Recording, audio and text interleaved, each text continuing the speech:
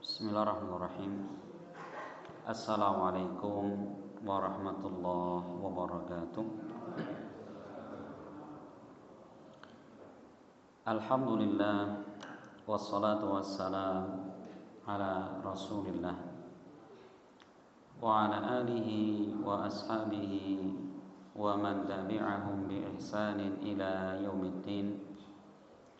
Wa asyhadu an la ilaha illallah wahdahu la syarika lah wa asyhadu anna Muhammadan abduhu wa rasuluh sallallahu alaihi wa ala alihi wasallam. Qala Allah subhanahu wa ta'ala, ya ayyuhalladzina amanu taqullaha haqqa tuqatih wa la tamutunna illa wa antum muslimun.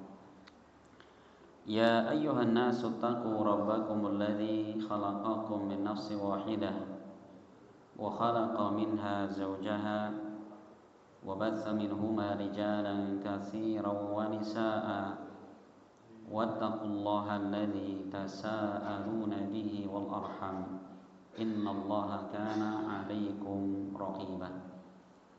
يا أيها الذين آمنوا اتقوا الله وقولوا قولا سديدا يصلح لكم أعمالكم ويغفر لكم ذنوبكم ومن يطع الله ورسوله فقد فاز فوزا عظيما. أما بعد. Ma'asyiral muslimin, saudara-saudara sekalian, rahimani wa rahimakumullah. Pertama dan yang paling utama, marilah kita panjatkan puji dan syukur kehadirat Allah Subhanahu wa ta'ala atas segala limpahan nikmat yang Allah anugerahkan kepada kita semua, sehingga alhamdulillah di malam yang penuh dengan kebaikan ini kembali Allah Subhanahu wa ta'ala memudahkan kita untuk bisa berkumpul di majelis yang sangat mulia ini dalam rangka kita untuk sama-sama mengumpulkan bekal, mempersiapkan segala perbekalan yang akan kita bawa menghadap kepada Allah. Karena perjalanan menuju Allah, perjalanan akhirat adalah perjalanan yang sangat panjang dan sangat berat. Oleh karena itu, dulu ya sahabat Nabi yang bernama Abu Hurairah, menjelang wafatnya beliau menangis ya, bahkan menangisnya sangat ya. Maka orang-orang bertanya, ya Abu Hurairah, ma yubki, wahai Abu Hurairah, apa yang menjadikanmu menangis? Ditanya, apakah karena engkau bersedih berpisah dengan keluarga, ataukah bersedih karena meninggalkan dunia? Beliau mengatakan tidak, bukan itu yang menyebabkan aku menangis. Tetapi kata Nabi, kata Abu Hurairah, tetapi yang menjadikanku menangis adalah perjalanan yang sangat jauh, sedangkan bekal yang aku miliki sangatlah sedikit. Masya Allah. Itu ya. Makanya padahal Abu Hurairah ada salah seorang sahabat Nabi yang menghabiskan waktu dan umurnya untuk apa? Untuk agama, untuk mempelajarinya, untuk menghafalnya, untuk mengamalkannya, untuk mendakwahkannya. Tapi apa? Beliau masih merasa bahwa sedikitnya bekal yang beliau miliki. Kan Bapak sekalian, subhanallah, bahwa orang yang cerdas menurut Nabi SAW ya, bukan orang yang punya prestasi ranking 1 dari TK sampai gitu ya, bukan. Suatu ketika datang seorang lelaki kepada Nabi mengatakan, ya Rasulullah, ayyul mu'minina afdal? Ya Rasul, mukmin seperti apa yang paling utama? Rasul mengatakan, kata beliau, ahsanuhum khuluqah, itu mukmin yang paling baik akhlaknya. Ditanya lagi, wa ayyul mu'minina aqyas? Mukmin seperti apa yang paling cerdasnya? Nabi mengatakan, aktsaruhum lil mauti dzikra wa ahsanuhum lima ba'dahu isti'dadan. Ya, yaitu seorang muslim yang dia banyak mengingat kematian dan paling baik mempersiapkan untuk kematian. Ulaikal aqyas, merekalah orang yang cerdas, kata Nabi. Subhanallah ya. Jadi versi Nabi, orang cerdas adalah apa? Orang yang memikirkan kehidupan yang hakiki dan sebenarnya di mana? Di hari kiamat kelak. Sedangkan di dunia ini adalah apa? Itu Rasul pernah mengatakan kepada Ibnu Umar, seraya Rasul memegang pundaknya Ibnu Umar dan mengatakan, ya Ibnu Umar, kun fid dunya ka'annaka gharibun aw 'abiru sabil. Wa Ibnu Umar, jadilah kamu di dunia ini seperti apa? Orang asing. Kita mungkin jalan-jalan kemana? Ke Amerika atau kemana ya? Kita asing di sana. Yang lain macam-macam, kita pesek sendiri, Pak. Gitu kan? Iya. Kita nggak betah di tempat perantauan, pengen segera pulang. Au abiru sabil, atau sekedar orang yang apa? Dia lewat di jalan, kemudian mampir minum apa? Es dawet Banjarnegara. Selesai minum apa kita mau bangun rumah di situ? Ya enggak, kita tinggalkan tempat persinggahan sebentar, kemudian kita pulang ke tempat tinggal asal, kan itu Pak. Sama. Rasul menggambarkan bahwa dunia ini seperti orang asing atau sekedar lewat, ya. Maka begitu cepatnya dunia ini akan kita tinggalkan. Mungkin kita masih ingat dulu ya, subhanallah, sekarang kita udah banyak ubahnya. Saya masih ingat Pak, dulu kita main kelereng gitu ya, berantem sama temen rebutan mainan, inget gitu Pak. Dulu dimarah-marah bapak gitu ya, pulang sekolah nggak langsung ke rumah, malah mancing di kali ya, inget saya itu, subhanallah gitu ya. Dulu dimarah Pak Guru, kenapa nakali anak orang, inget saya itu. Sekarang subhanallah ya, sudah sepuh-sepuh kita Pak ya. Makanya setiap orang yang kelak mati Pak, dia akan menganggap bahwa hidup di dunia ini illa asyiyatan au duha, kecuali seperti orang yang hidup sampai sore hari atau sampai di waktu duha. Cepat sekali ya dunia itu. Padahal kita mungkin 60-70 tahun, tapi apa? Begitu kita ketemu dengan kematian, seakan-akan itulah umur yang kita lakukan di dunia. Maka yang ada adalah apa? Penyesalan. Kenapa kesempatan yang ada dulu tidak dimanfaatkan sebaik-baiknya untuk berbekal menghadapi hari kiamat. Bapak sekalian, maka pentingnya ya, subhanallah, kita saling mengingatkan bahwa kehidupan kita yang sebenarnya adalah bukan di dunia, melainkan di hari kiamat kelak. Maka silahkan ya kita mencari kenikmatan dunia, tapi jangan sampai kemudian melupakan akan akhirat. Silahkan, kita tidak dilarang Allah, kita mencari makan, mencari kebahagiaan hidup, monggo. Tapi akhirat masih menjadi apa? Tujuan hidup kita. Ya, semoga bermanfaat. Ma'asyiral muslimin rahimani wa rahmakumullah. Insyaallah kita akan kembali melanjutkan pembahasan kita masih di dalam tafsir surat-surat pendek ya. Insyaallah untuk pekan pertama insyaallah kita selingi dengan apa?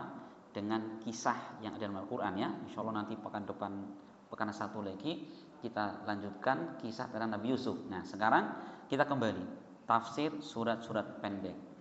Setelah kita membaca di dalam surat Al-Quraisy ya, kemudian kita berpindah kepada surat berikutnya yaitu surat Al-Fil. Surat Al-Fil, apa Al-Fil? Gajah, gitu ya. Kenapa dikatakan sebagai surat gajah? Karena di dalam surat ini yaitu terdapat penjelasan tentang kisah pasukan gajah yang saat itu ya terjadi kapan ini?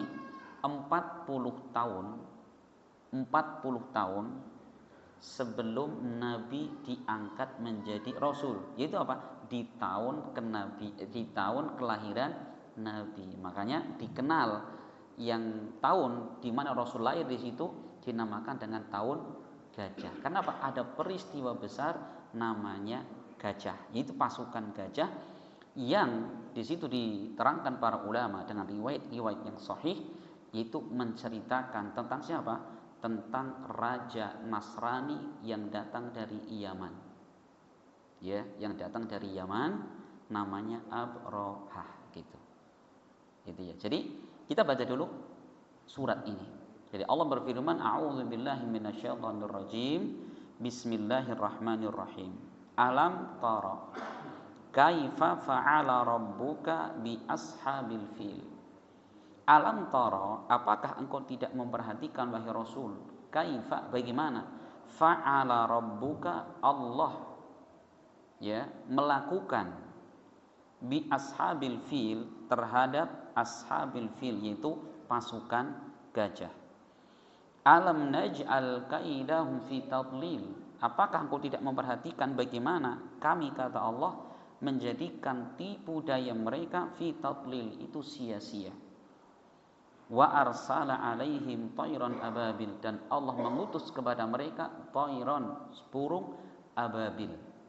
Ababil itu ada beberapa penafsiran para ulama, di antara maknanya adalah burung yang jumlahnya sangat banyak sekali. Ya, mirip seperti burung apa? Burung walet gitu, Pak. Burung seriti, banyak sekali. Gitu ya. Yang burung-burung ini, subhanallah, ketika pasukan gajah ini sedang berupaya untuk menghancurkan Ka'bah, tarmihim bihijaratin min sijil. Burung-burung ini melempari mereka dengan apa? Bihijarah, dengan bebatuan dari sijil. Kata para ulama, sijil maknanya adalah apa? Neraka jahanam, neraka sijil. Faja'alahum ka'asfim ma'kul, dan Allah menjadikan mereka seperti daun yang dimakan oleh ulat gitu ya. Bagaimana? Keripis Pak ya, gitu ya. Ada daun, ini banyak ulatnya. Bagaimana bolong-bolong di situ. Nah, jadi ayat ini Allah Subhanahu wa taala menerangkan tentang siapa? Tentang pasukan gajah. Bagaimana kisahnya? Al-Imam Ibnu Katsir, wah ini punten nggih, ini harus pakai. Enggak kelihatan bahwa ini. Masyaallah ini. Ah, ini baru ini kesepuan ini Pak. Masyaallah. Jadi Ibnu Katsir menerangkan bahwa dulu ya ada seorang raja dari Yaman. Dia beragama Nasrani. Namanya siapa? Abrohah, gitu ya. Nah, ketika Abrohah ini dia melihat bahwa manusia dari belahan bumi mereka datang ke kota Mekah untuk apa? Untuk melakukan ibadah haji, kan gitu ya. Lakukan ibadah haji. Nah, makanya Abrohah ini melihat bahwa ini di Mekah ini untungnya gede sekali ini. Kenapa? Orang dari berbagai macam daerah datang ke Mekah, kan tentunya mereka butuh penginapan, butuh transportasi, butuh apalagi makan gitu ya. Berarti kan Masya Allah, ini sektor yang luar biasa ini, wisata ini kan gitu. Akhirnya Abrohah ini kemudian dia rencana mau bikin apa? Mau bikin tandingan. Bikin apa? Gereja di Son'a. Son'a itu ibu kota Yaman. Gerejanya sangat tinggi, megah sekali, sampai digambarkan orang kalau melihat atas gereja itu pecinya pada copot, Pak. Kenapa? Saking tingginya gini, Pak. Saking tingginya gitu. Nah, kemudian ada seorang Arab gitu ya, ada orang Arab. Dia sangat marah ketika mendengar upaya Abrohah ini untuk apa? Untuk menghancurkan Ka'bah. Namanya Nufail bin Habib. Nah, kemudian Nufail ini saking marahnya dia bahwa Abrohah ini bikin saingan Ka'bah, akhirnya apa? Dia buang kotoran, kemudian kotoran itu dioles-olesin di dinding gereja tadi. Salah ini. Akhirnya apa? Akhirnya si Abrohah marah besar gitu. Ya, marah besar, kemudian apa? Dia langsung menyusun pasukan untuk apa? Membawa pasukan untuk menghancurkan Ka'bah. Dengan apa? Dengan pasukan yang sangat besar dan membawa apa? Membawa gajah. Ada gajah satu yang paling besar, mereka namakan dengan nama Mahmud, Pak. Jadi gajah namanya Mahmud ya. Kalau di sini ada nama Pak Mahmud, mohon maaf itu, Pak ya. Jadi itu nama gajah Abrohah yang terbesar. Nah, kemudian selain ada satu gajah yang besar ini, ada yang mengatakan 8 gajah yang lain, ada yang mengatakan 12 gajah itu, pasukan gitu. Nah, di tengah jalan Nufail bin Habib, dia Begitu lewat kampungnya Nufel langsung lawan itu. Berani sekali ini. Tapi apa? Semua pasukan Nufel ini dihabisi sama Abroha. Dan Nufel ini berhasil ditawan. Ayo kamu dibunuh atau kamu mau ikut kami nunjukin jalan ke Mekah gitu. Yang penting nunjukin jalan ke Mekah. Nah akhirnya berjalanlah pasukan Abroha ini ke Mekah. Kan lumayan jauh Pak ya. Jauh itu. Melewati Taif itu loh Pak. Nah sesampainya di Mekah, apa yang dilakukan Nufel ini? Nufel ini megang telinga gajah sambil mengatakan, hai ya Mahmud, ya Mahmud, ya, kata dia mengatakan, ya Mahmud ubruk awir irji rasyidan min haitsu ji'ta. Wahai Mahmud, kamu duduk di sini atau kamu kembali dari mana kamu tadi datang ke sini gitu. Jadi dibisikin di telinga Mahmud ini, si gajah ini, oleh siapa? Nufel bin Habib, Mud, kamu anteng di sini Mud, gitu. Setelah dibisik, apa yang terjadi Pak? Ini gajahnya tidak mau maju Pak. Tidak mau maju Pak. Itu sudah di mana? Sudah ada di halaman Ka'bah. Ya dulu belum ada bangunan masjid itu ya. Ka'bah masih hamparan gitu. Nah, ternyata betul begitu suruh maju nggak mau Pak. Tapi kalau ditarik mundur mau, digeser ya ke arah Yaman mau. Jadi kalau kita mengenal Ka'bah kan gini Pak ya. Ka'bah itu ada 4 tiang ya. Nah, sini ini misalkan yang ada Hajar Aswad. Nah, yang ujung sana itu namanya Rukun Syam 1. Yang sini namanya Rukun Syam kedua. Lah, ini namanya Rukun Yamani. Karena memang ini Rukun Yamani, ini mengarah ke negeri Yaman. Kalau sana ke Syam dan juga sana gitu Pak. Nah, ini gajah kan dari sini berarti daratannya kan. Itu kalau mau ditarik maju turun maju nggak mau, kesini mau dia, tapi kalau suruh mundur dia mau, maju nggak mau Pak. Masya Allah, aneh sekali kan. Nah itu bagaimana Allah Subhanahu Wa Taala itu apa? Ini menjaga Ka'bahnya. Sebenarnya gini Pak, sebelum sampainya siapa ini Raja Abroha ke kota Mekah ini, mereka melewati sebuah kabilah, ya, kabilah Arab, ya, kemudian apa? Mereka ini ngambil berapa, sekitar 100 ekor unta miliknya orang-orang Quraisy. Gitu ya, dicuri sama mereka. Makanya saat itu apa? Kemudian Abdul Muttalib kakeknya Rasul gitu ya. Maka apa? Dia ini mendatangi Abroha. Ini sebenarnya kamu mau apa ke sini gitu. Ya, kata Abdul Muttalib. Ya, kata Abroha mengatakan, sudah, kamu jangan halangi saya. Saya itu nggak memerangi kalian. Kami datang ke Mekah ini cuma apa? Pengen menghancurkan Ka'bah. Enak temen gitu Pak ya.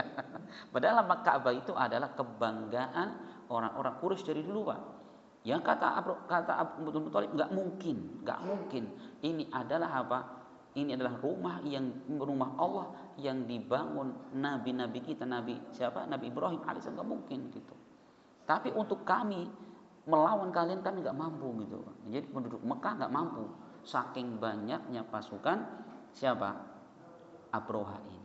Nah, sehingga berbagai macam cara dilakukan, tapi tetap Abroha nekat. Pokoknya kami mau menghancurkan Ka'bah gitu. Sampai gini Pak, orang-orang Quraisy mereka dengan sengaja itu apa? Itu mengikat 100 ekor unta di apa? Itu di sekeliling Ka'bah. Apa tujuannya?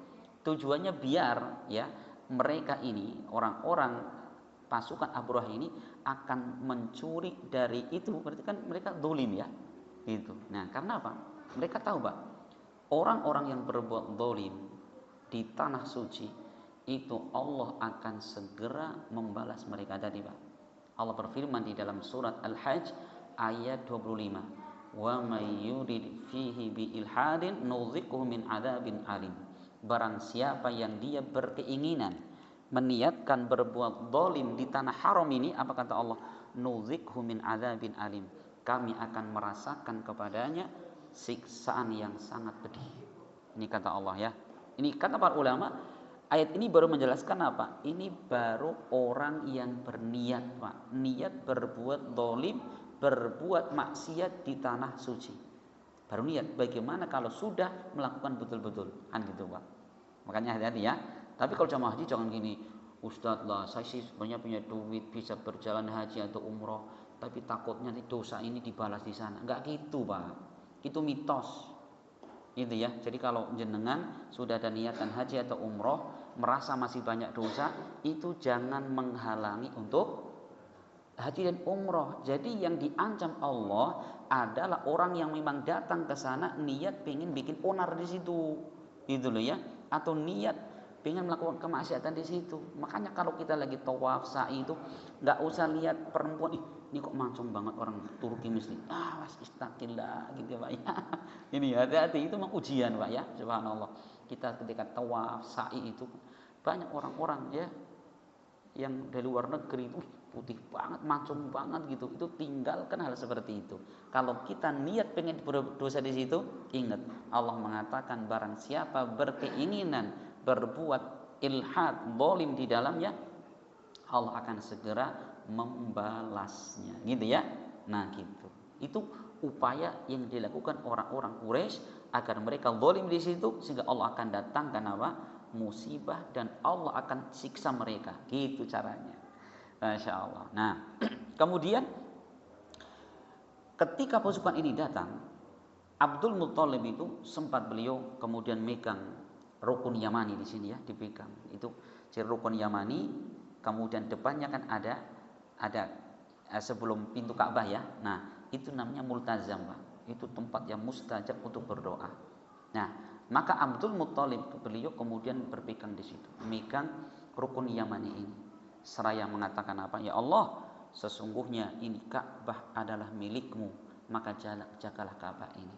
Setelah itu kemudian apa? Abdul Muthalib ini beliau memerintahkan agar penduduk Mekah mereka untuk meninggalkan Mekah. Ya, dan kemudian mereka bersembunyi di mana? Di gunung-gunung. Karena ini pasukannya besar sekali, nggak mungkin.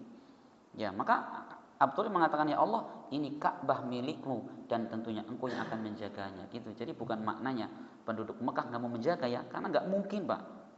Penduduk Mekah yang cuma segitu harus menghadapi ribuan manusia dari kalangan orang-orang Nasrani yang membawa gajah, kan gitu. Nah, rencana mereka Abrahah ini, mereka akan apa?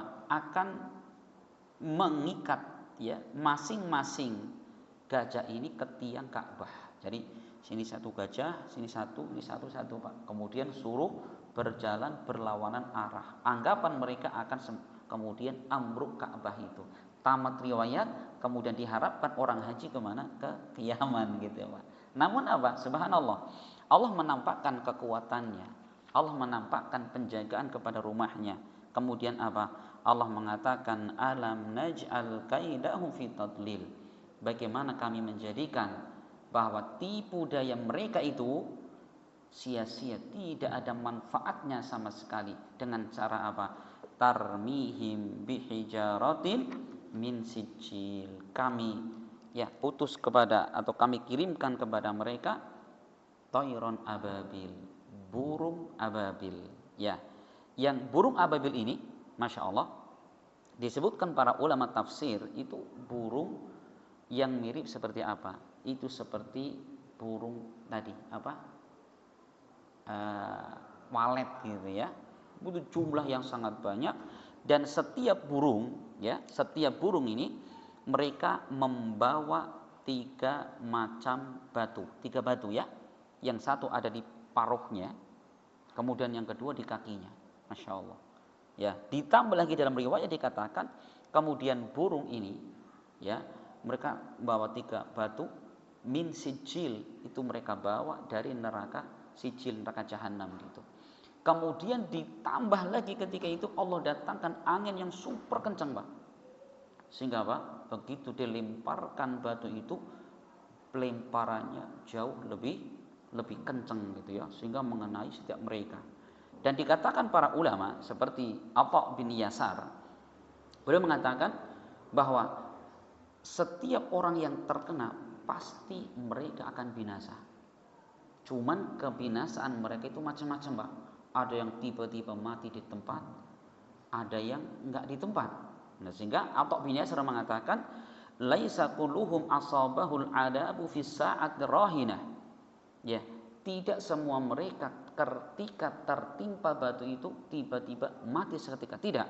Bal minhum man halaka sari'an wa minhum man ja'ala yatasaqatu adwan atau utwan wa hum haribun. Bahkan sebagian mereka ada yang apa? Ini tubuhnya merotoli, Pak. Dari ada yang ini jari jemarinya hilang satu gitu, Pak, sampai habis semuanya. Termasuk di dalamnya adalah Abroha. Jadi Abroha itu tidak langsung mati di tempat, Pak. Ya, tidak mati di tempat. Cuman apa? Cuman dadanya terbelah sampai mengenai hatinya gitu. Tapi masih bisa pulang, Pak. Pulang kemana? Pulang ke Yaman sampai di kota Son'a di situ. Sehingga dia bercerita kepada istrinya, Bu, kita mengalami yang luar biasa, dilimpari batu oleh burung. Cerita gitu, Pak. Subhanallah ya. Allah menjadikan apa itu untuk pelajaran gitu loh.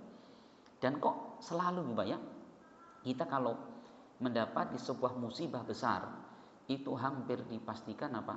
Ada sisa orang. Iya apa tidak? Iya. Pernah dengar dulu kejadian di Banjarnegara, ada kampung namanya Legetang, ya kan? Itu dekat sama kampung saya, Pak, sekitar 15 km. Dan saya pernah datang ke tempat itu, gitu ya. Itu betul-betul Pak, Allah sisakan beberapa orang gitu. Kemudian orang ini yang bercerita, kita melihat ada batu seperti batu terbang gitu ya. Kemudian orang pada mati di keliling batu itu. Nah, itu fungsinya untuk menceritakan ya. Walaupun zaman dulu belum ada kamera, Pak ya. Coba kalau ada kamera, wah di mana-mana ada. Itulah. Nah, ini termasuk saksi matanya siapa? Abroha sendiri ya. Begitu dia selesai cerita, mati Pak Abroha, Pak. Masya Allah ya.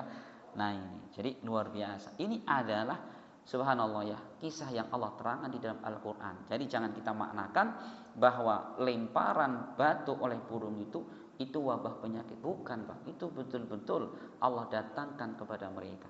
Dan yang luar biasa Bapak sekalian, bahwa di kejadian itu bukan hanya pasukan Abroha saja yang dilempari batu, tapi apa?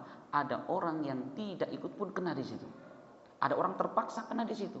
Makanya dalam hadis diriwayatkan Bukhari Muslim, Aisyah pernah bertanya kepada Nabi, kenapa di dalam peristiwa tahun gajah itu semua orang dihabisi oleh Allah Subhanahu wa taala, padahal di antara mereka ada orang yang tidak ikut pasukan mereka.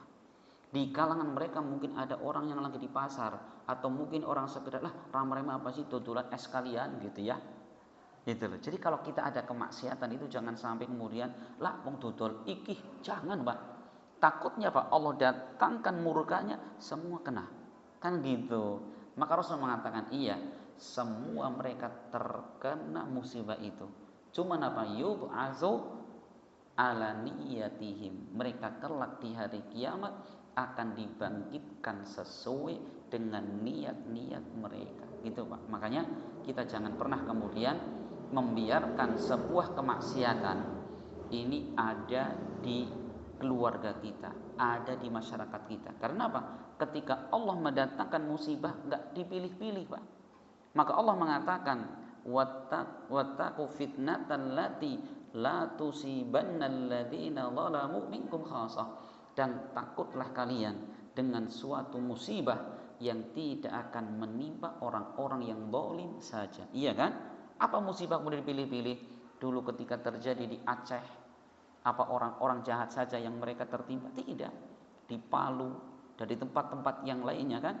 Itu tidak dipilih-pilih. Makanya kata Allah, takutlah kalian dari suatu musibah yang tidak hanya menimpa orang-orang yang zalim saja. Masya Allah ya, itu faedahnya Bapak sekalian. Masya Allah, kita jangan pernah ikut serta di dalam sebuah kemaksiatan. Ya, melainkan harusnya apa? Kita menjauh. Kalau memang kita tidak mampu untuk mengingatkan, maka menjauhlah, gitu ya. Makanya pernah kejadian Pak, ini Pak Marmin cerita nih di lapas ya. Ada ketua takmir masjid plus Pak RT bisa masuk penjara Pak. Kenapa?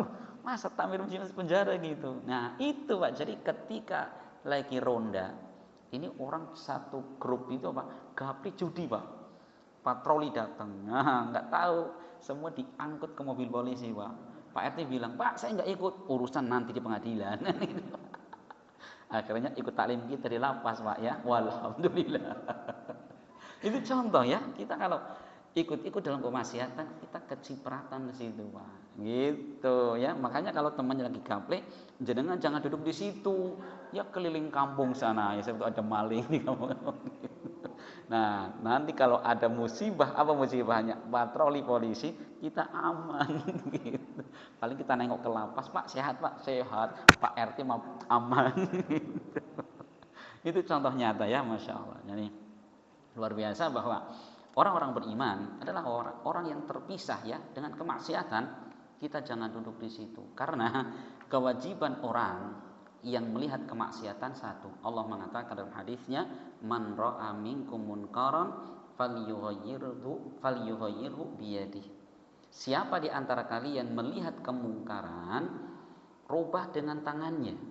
Fa illam tastati fa bilisanihi, kalau tidak mampu dengan lisannya. Ya, yang berbuat dosa istri kita bisa dengan lisan kita, atau di jalan ada anak maksiat dengan lisan kita. Fa illam tastati fa biqalbihi, jika tidak mampu dengan hatinya, dan itu selemah-lemah iman gitu Pak ya. Bagaimana mengingkari dengan hati? Tinggalkan kemaksiatan itu, jangan malah ninggal maksiat lah apa ngejit mani ngejit gitu atau ngejit Bang ya, suruh ngambil kartu lagi, jangan. Subhanallah. Ini Masya Allah ya, tarmihim bihijaratin min sijil. Kemudian Allah mengatakan faja'alahum ka'asfim ma'kul, dan Allah menjadikan mereka seperti apa? Seperti daun yang dimakan oleh ulat. Subhanallah Pak. Ini manusia hidup ya, manusia hidup karena mereka ingkar kepada Allah Subhanahu wa taala, akhirnya Pak. Ini kan ngeri sekali. Sampai disebutkan dalam riwayat, setiap orang yang terkena lemparan batu itu ketika melewati kepala, pasti batu itu keluarnya, mohon maaf, dari duburnya Pak. Subhanallah. Ini saking kerasnya batu itu, dan batu itu batu neraka kan gitu ya. Masuk dari kepala, turunnya jatuhnya lewat mana? Lewat dubur. Kalau mengenai sebelah sini, jatuhnya ke bawah sini. Ya nggak ada orang tersisa saat itu. Tapi itulah ya, bagaimana Allah Subhanahu wa taala ketika membinasakan satu kaum, Allah sisakan ya sebagian di antara mereka untuk menjadi saksi di kemudian hari. Untuk apa? Bercerita. Tujuannya apa? Agar manusia yang lainnya bisa mengambil pelajaran. Apa faedah yang terpenting dari ayat ini? Yang pertama Bapak sekalian, ayat ini menunjukkan bahwa setiap orang ya yang menentang Allah, bahkan dengan melakukan hal yang sangat keji seperti menghancurkan Ka'bah atau mungkin masjid dihancurkan gitu ya, maka pasti Allah Subhanahu wa taala akan membalas mereka cepat ataupun lambat kan gitu. Apalagi yang mereka lakukan adalah tanah suci kan gitu ya. Yang tadi saya gambarkan bahwa orang yang berbuat maksiat di tanah suci ini betul-betul diancam Allah akan dibalas dengan sesegera mungkin. Surat apa tadi? Al-Hajj ayat 25. Wa man yurid fihi bi ilhadin nudhibhu min adzabin alim. Siapa yang berkeinginan berbuat ilhad, ilhad itu bisa syirik, bisa kebid'ahan, bisa maksiat di tanah haram, maka kami kata Allah akan apa? Berikan balasan kepadanya dengan siksa yang pedih. Gitu ya. Masya Allah. Kemudian yang kedua dari faedah ayat ini atau surat ini menunjukkan bagaimana kemampuan Allah Subhanahu wa taala. Ya, kemampuan Allah Subhanahu wa taala untuk apa? Menghancurkan pasukan yang begitu kuatnya tanpa apa? Tanpa kekuatan itu ya. Allah gampang sekali ngutus burung, nurut mereka burung. Masya Allah. Ini yang kedua. Yang ketiga, ini menunjukkan bahwa Ka'bah itu ya, ini yang dinamakan sebagai Baitullah, ini adalah tempat yang sangat mulia. Dari zaman ke zaman Pak. Bahkan orang-orang jahiliyah pun mereka mengagungkan tempat ini. Karena apa? Dari sisi mana? Tempat ini, Ka'bah ini, tempat yang Allah muliakan satu. Dari sisi orang yang beribadah sholat di Masjidil Haram ini, berapa keutamaannya? keutamaannya lebih baik daripada sholat 100.000 kali di tempat yang lainnya. Dalam sebuah hadis diriwayatkan Bukhari Muslim, Rasul pernah mengatakan, salatun fi masjidil haram afdal min mi'ati alfi salatin fi ghairiha. Sekali sholat di Masjidil Haram yang ada di Mekah itu afdal, lebih utama dari 100.000 kali sholat di tempat yang lainnya. Subhanallah Pak, 100.000 kali. Kita kalau hitung 100.000 kali itu berapa tahun Pak? Sekitar 274 tahun Pak.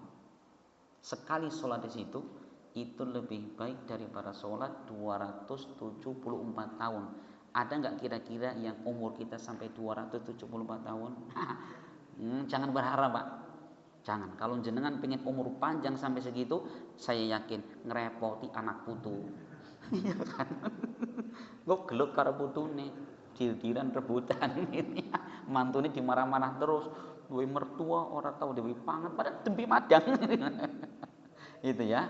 Iya, coba. Sekali sholat kata Rasul lebih baik daripada 274 tahun. Bagaimana kalau misalkan kita musim haji sampai 20 hari misalkan ya di Mekah. Tidak tahu terbayang bagaimana pahalanya. Insyaallah ya, makanya dianjurkan sekali setiap muslim kita punya cita-cita yang tinggi untuk bisa beribadah di tanah haram tadi ya, di Mekah, Masya Allah.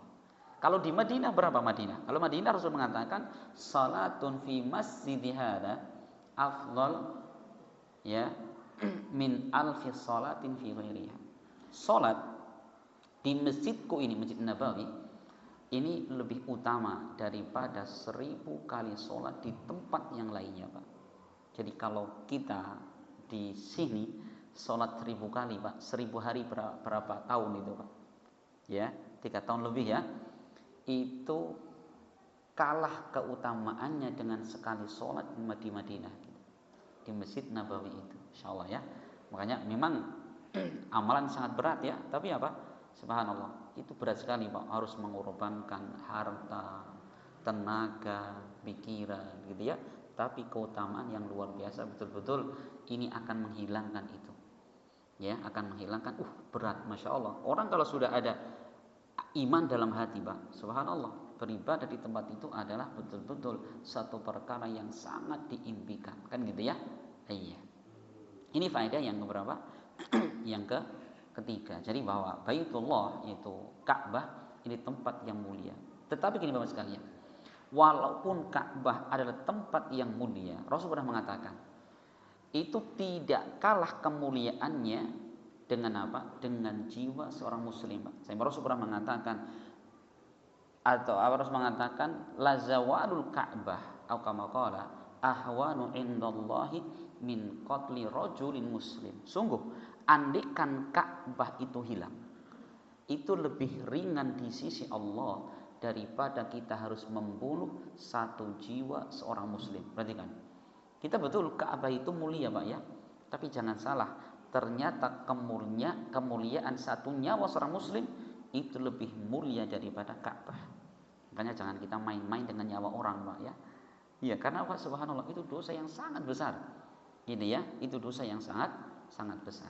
Itu. Jadi Ka'bah subhanallah Bapak sekalian, ini adalah tempat yang sangat dirindukan ya. Pokoknya saya pastikan Pak, hampir 99% orang yang pertama kali melihat Ka'bah, mereka tidak akan tidak akan tahan untuk menahan air mata. Saking subhanallah terharunya ya, sekian puluh tahun kita sholat menghadap ke Ka'bah, ternyata kita bisa beribadah di depannya, kan gitu ya. Ini merupakan kebahagiaan. Dan di antara kelebihan tanah haram gitu ya, ini adalah tanah yang pernah didoakan Nabi Ibrahim alaihissalam. Jadi ketika Nabi Ibrahim alaihissalam beliau menginjakkan kakinya di cikal bakal kota Mekah, apa yang beliau ucapkan di dalam doanya? Rabbi ij'al hada baladan aminan warzuq ahlahu minas samarat man amana minhum billahi wal yaumil akhir. Ya Allah, jadikanlah negeri Mekah ini adalah negeri yang aman, dan berilah rizki kepada penduduknya berupa buah-buahan bagi siapa yang beriman kepada Allah dan hari akhir. Seperti kan Ibrahim pertama kali meminta kepada Allah, minta apa? Adalah minta keamanan. Baru kemudian yang kedua minta apa? Rizki. Karena apa? Kata para ulama, pokok nikmat seseorang adalah di sini, yaitu nikmat aman. Melebihi nikmat sehat, melebihi nikmat berupa makanan. Makanya Masya Allah, seorang muslim ini wajib untuk apa? Menjaga keamanan di tengah-tengah masyarakat, terlebih di tengah-tengah negara kita. Itu wajib. Maka setiap muslim punya kewajiban kita untuk apa? Untuk menjaga keamanan, ketertiban di masyarakat. Itu wajib. Karena apa? Seorang muslim diharamkan oleh Rasul untuk apa? Menakut-nakuti masyarakat. Ya, Rasul mengatakan la yahillu li muslimin ayyuwarri'a musliman. Tidak halal bagi seorang muslim dia nakut-nakuti muslim yang lainnya. Makanya Masya Allah dalam Islam ya, praktek-praktek terorisme, kemudian premanisme, kemudian praktek perampokan yang lagi marak itu ya, atau anak-anak muda apa namanya, geng-geng motor dan sebagainya, itu diharamkan dalam Islam. Kenapa? Ini jelas akan menghilangkan rasa aman di hati-hati manusia. Tidak boleh. Subhanallah ya. Maka ini wajib kita sebagai seorang muslim untuk diri kita dan anak-anak kita dididik agar kita menjadi muslim yang berusaha untuk apa? Memberikan keamanan, ketenangan, ketentraman di tengah-tengah masyarakat, bukan malah sebaliknya. Ini Bapak sekalian, Masya Allah sedikit yang bisa kita jelaskan dari surat Al-Fil ini. Ya, semoga bermanfaat dan semoga Allah Subhanahu wa taala memberikan kepada kita ilmu yang bisa menguatkan iman dan takwa kita kepada Allah Subhanahu wa taala. Amin ya rabbal alamin. Dan kita bermohon kepada Allah Subhanahu wa taala semoga Allah menerima segala amal soleh kita, mengampunkan dosa dan khilaf kita, serta semoga Allah Subhanahu wa taala meninggikan derajat-derajat kita, dan semoga Allah memasukkan kita semua ke dalam surganya kelak. Amin ya rabbal alamin. Kita akhiri subhanakallahumma bihamdik asyhadu an la ilaha illa anta astaghfiruka wa atubu ilaik. Assalamualaikum warahmatullahi wabarakatuh.